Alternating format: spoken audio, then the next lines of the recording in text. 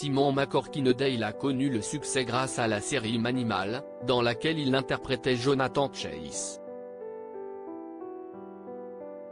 Un acteur qui a connu un destin tragique, en 2010. Les enfants des années 80 gardent sans doute un souvenir ému de Manimal.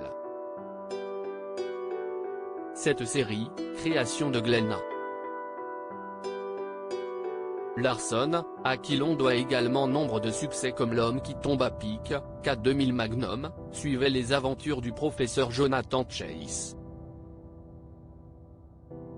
La particularité du séduisant blond, détenteur d'un secret ancestral fabuleux, il était capable de se transformer en n'importe quel animal. Ce talent, Jonathan Chase le mettait au service de la police, représenté par la ravissante Brooke Mackenzie, Melody Anderson. Pour l'aider dans ses enquêtes, les deux compères étaient également accompagnés de Ty, Michael D. Roberts, un ancien camarade de l'armée. Manimal n'a en réalité eu qu'une durée de vie très brève, avec seulement 8 épisodes et un bref retour par la grâce d'un crossover en 1996 avec Nightman.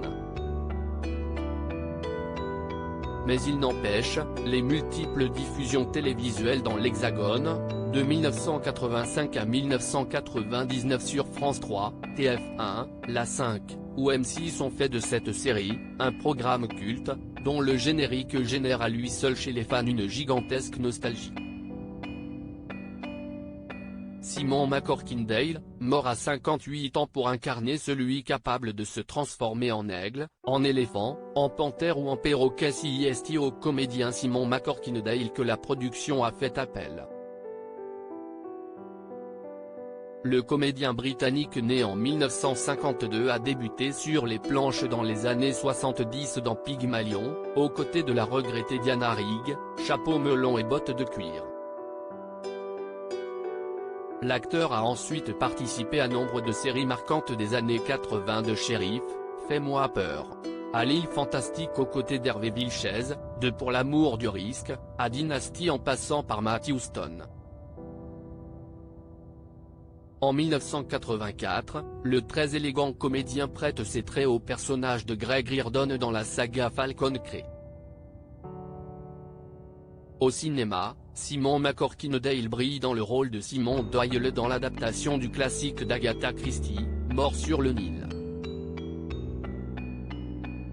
La parenthèse Manimal refermée, le comédien continue sa carrière, menant de front des projets au cinéma et à la télévision, ne craignant pas même d'enfiler d'autres casquettes, celles de réalisateur ou de scénariste. Mais en 2009, l'acteur choque ses fans en dévoilant publiquement être en phase terminale. Le cancer des intestins diagnostiqué en 2006, n'a cessé de progresser et cesse de propager dans ses poumons. Malgré un combat mené ardemment main dans la main avec son épouse la comédienne Suzanne George, Simon McCorkindale décède dans la nuit du 14 octobre 2010 à l'âge de 58 ans.